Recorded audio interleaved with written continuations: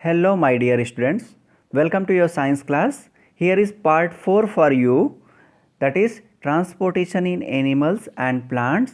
And in this particular video, we will see about oxygenated and deoxygenated blood. We'll see blood groups and then we'll see assignment. Okay. In previous video, we discussed about blood vessels. And in this particular video we are going to discuss more about oxygenated and deoxygenated blood. What are the blood group, what are its type, and how it affects a person. Okay, so blood that carry oxygen in it is called oxygenated blood, that is it will be rich in oxygen. The oxygenated blood comes from the lungs, where oxygen from the fresh air get mixed into the blood and is carried towards the heart.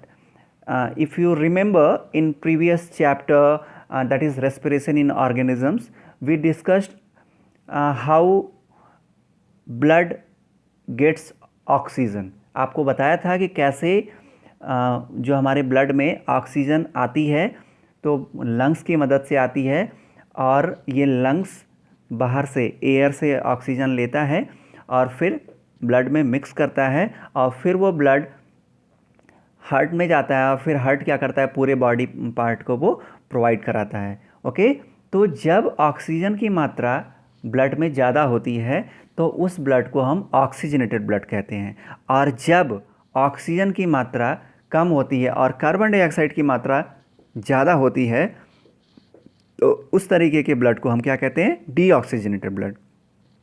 Deoxygenated blood जो होता है पूरे body part में बनता है लेकिन lungs में नहीं. क्यों?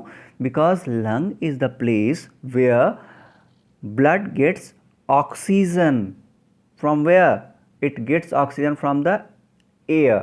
ओके, और फिर वहाँ से वो मिक्स करता है, एक्सचेंज होता है ऑक्सीजन का, फिर पूरे बॉडी पार्ट में ये ट्रांसपोर्ट किया जाता है. तो आपको फिर से एक बार रिवाइज कर देता हूँ कि जब ऑक्सीजन की मात्रा ज़्यादा हो तो ऑक्सीजनेटेड ब्लड, और कार्बन डाइऑक्साइड की मात्रा ज़्यादा हो तो डीऑक्सीजनेटेड ब्लड. अगर आप इस डायग्राम को अच्छे से देखें तो ये जो आपको लंग्स दिखाई दे रहे हैं, ये लंग्स क्या करते हैं, यहाँ से पल्मोनरी वेन जो होती है वो हार्ट की तरफ जा रही है, और यहाँ हार्ट से आपको पल्मोनरी आर्टरी कहाँ, लंग्स की तरफ दिखाई दे जा रही है. मैंने आपको प्रीवियस वीडियो में ये भी बताया था कि पल्मोनरी आर्टरी और पल्मोनरी वेन यही एक्सेप्शन है. वेन्स नॉर्मली क्या करती हैं, डीऑक्सीजनेटेड ब्लड कैरी करती हैं, जबकि आर्टरीज जो होती हैं वो ऑक्सीजनेटेड ब्लड कैरी करती हैं. लेकिन आपको इस वीडियो को, इस पर्टिकुलर डायग्राम को देख के ये चीज़ समझ में आ जाएगी कि how pulmonary vein and pulmonary artery is an exception, क्योंकि ये लंग्स से हार्ट की तरफ आती हैं. तो लंग्स के से हार्ट की तरफ जब भी आएगा तो ऑक्सीजन रिच ब्लड लेके आएगा. ओके, और हार्ट से जब भी लंग्स की तरफ जाएगा तो क्या करेगा, कार्बन डाइऑक्साइड रिच ब्लड लेके जाता है. इसलिए ये एक्सेप्शन होती हैं.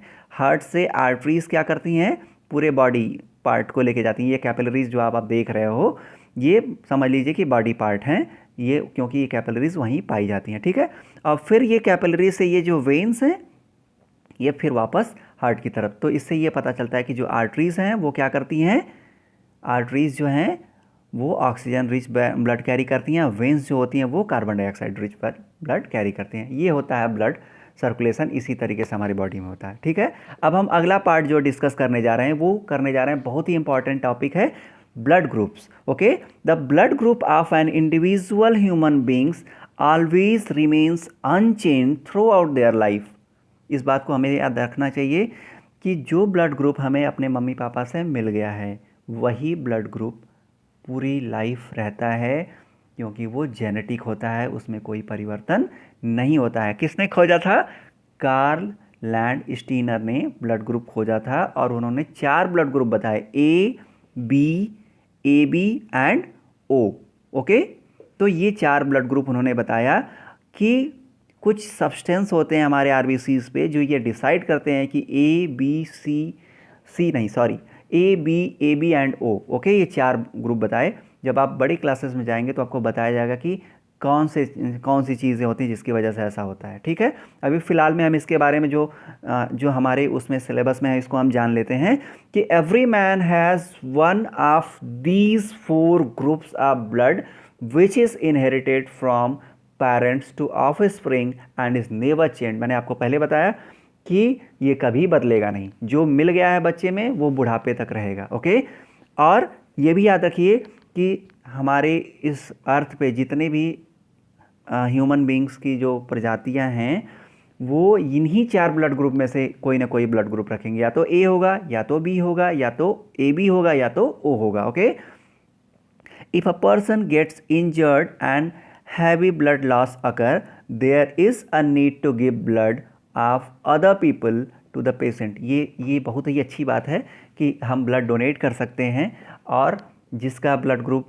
मैच करे हम उससे ले सकते हैं और उसको दे भी सकते हैं। हम इसके बारे में और देखेंगे। A person who gives the blood, जो देता है उसे डोनर कहते हैं और जो ब्लड लेता है उसे रेसिपिएंट कहते हैं। तो ये हमें जानना चाहिए कि डोनर क्या होता है और रेसिपिएंट क्या होता है। ओके, तो जो ब्लड को डोनेट करता है वो डोनर हो गया और जो ब्लड को रिसीव करता है वो रेसिपिएंट हो गया। अब देखिए कि कौन किसको ब्लड दे सकता है और कौन किसका ब्लड ले सकता है। ओके, अब यहाँ हम देखेंगे if a person is having blood group A, if a person is having blood group A, he can donate blood to the person who is having blood group A, who is having blood group AB. Okay, and from where he can receive? He can receive blood from the person who is having blood group A and the person who is having blood group O. Okay, यहाँ पे मैं आपको कुछ interesting चीज़ बताऊंगा आगे। तो उसी तरीके से अगर एक किसी व्यक्ति का जो ब्लड ग्रुप बी है वो किसको डोनेट कर सकता है? बी को भी डोनेट कर सकता है और ए बी को भी डोनेट कर सकता है। और किससे ले सकता है? बी से ले सकता है और ओ से ले सकता है। अब ये देखिए इंटरेस्टिंग चीज़, किसी का अगर ब्लड ग्रुप ए बी है तो वो ए बी को ही डोनेट करेगा, लेकिन ले किससे सकता है? वो सबसे ले सकता है। ए से भी ले सकता है, बी से भी ले सकता है, ए बी से भी ले सकता है और ओ से भी ले सकता है। तो वो ले सबसे सकता है। ठीक है, अगर किसी का ब्लड ग्रुप ओ है, किसी का ब्लड ग्रुप ओ हो गया तो वो क्या करेगा? वो दे किसी को भी सकता है, ए को भी दे सकता है, बी को भी दे सकता है और ओ ए बी को भी दे सकता है और ओ को भी दे सकता है, लेकिन लेगा किससे? ओ से। तो यहाँ हमें दो चीज़ देखने के लिए बहुत ही इंटरेस्टिंग है, इसे आप ध्यान से देखिए कि जो ब्लड ग्रुप ए बी हुआ वो किसी से भी ब्लड ले सकता है, किसी से भी ले सकता है, ये आपने देखा। ओके, और जो ब्लड ग्रुप ओ हुआ वो किसी को भी ब्लड दे सकता है, किसी को भी ब्लड दे सकता है, लेकिन लेगा किससे? केवल ओ से लेगा। ओके, तो ओ वाला लेगा केवल ओ से लेकिन देगा सबको, और ए बी वाला देगा केवल ए बी को लेकिन लेगा सबसे, किसी का भी ले सकता है। तो ए बी को हम बोल सकते हैं यूनिवर्सल रेसिपिएंट। यूनिवर्सल रेसिपिएंट मतलब वो किसी से भी अपना ब्लड ले सकता है कि अगर ज़रूरत पड़े तो ए बी ब्लड ग्रुप वाला आदमी किसी से भी ब्लड ले सकता है। और ओ को क्या कहते हैं? यूनिवर्सल डोनर, क्योंकि अगर ज़रूरत पड़े तो वो किसी को भी ब्लड दे सकता है, लेकिन लेगा केवल और केवल ओ ब्लड ग्रुप से। ओके, तो ये हो गया यूनिवर्सल डोनर, यूनिवर्सल रेसिपिएंट। जो देता है वो डोनर कहा जाता है, जो लेता है वो रेसिपिएंट कहा जाता है। तो कुछ टर्म्स आपको और बता देता हूँ। The process of donation of blood from one person to another is called blood transfusion. इसे जानना चाहिए। जिस प्रोसेस से ब्लड लिया और दिया जाता है वो ब्लड ट्रांसफ्यूज़न कहा जाता है। तो before donation the blood group must be matched because transfusion of different groups can be dangerous.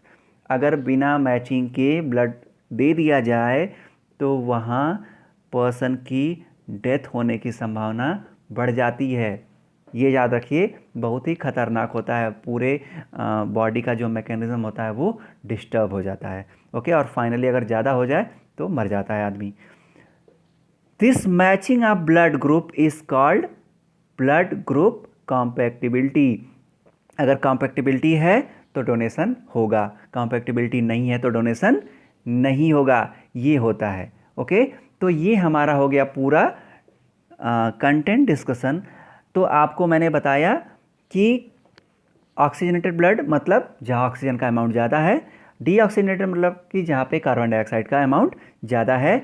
Blood group के बारे में मैंने बताया कि कितने तरीके के ब्लड ग्रुप होते हैं, 4 तरीके के ब्लड ग्रुप हैं। कौन कौन से? A B and O.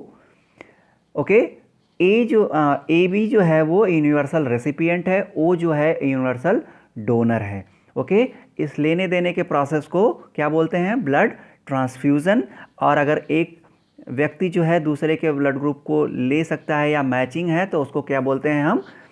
Blood group कॉम्पैक्टिबिलिटी। Okay, तो अब आपको क्या करना है? आपको नोट्स बनाने हैं और आपको बताना है कमेंट करके हमें कि why colour of human blood is red. इसको आपको नोट्स में नहीं लिखना है, इसको केवल कमेंट सेक्शन में बता देना है कि ह्यूमन का ब्लड रेड क्यों होता है। मुझे पता है कि आपको पता है, लेकिन मैं देखना चाहता हूं कि किसको किसको पता है। Okay, so these are the resources. Thank you, thanks for watching. जय हिंद।